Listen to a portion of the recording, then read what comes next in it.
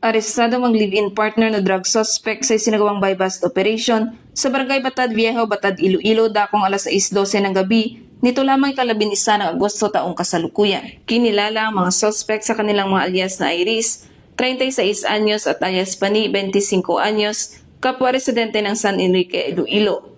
Ayon sa Police Regional Office 6, resulta ang operasyon ng halos isang buwang intelligence monitoring, validation, surveillance at information development sa umano'y illegal drug activities ng mga suspect. Nakumpiska mula sa mga ito ang humigit kumulang 215 gramo ng hinihinalang shabu, kabilang ang buy-bust item na may tinatayang standard drug price na humigit kumulang 1,462,000 pesos, gayon din ang buy-bust money at iba pang non-drug items. Isinagawang operasyon ng Iloilo Police Provincial Office Provincial Drug Enforcement Unit Team 3, katuwang ang Batad MPS, Provincial Intelligence Unit, at Regional Intelligence Division Regional Special Operations Group 6.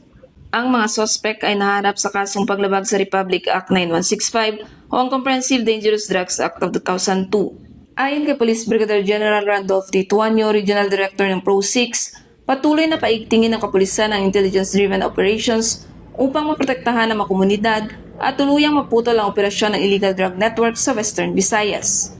Mula dito sa Police Regional Office 6, ako ang inyong Police News Network Correspondent, Patrolwoman Julibel Alvior, alagad ng batas, tagataguyod ng Balitang Pulis.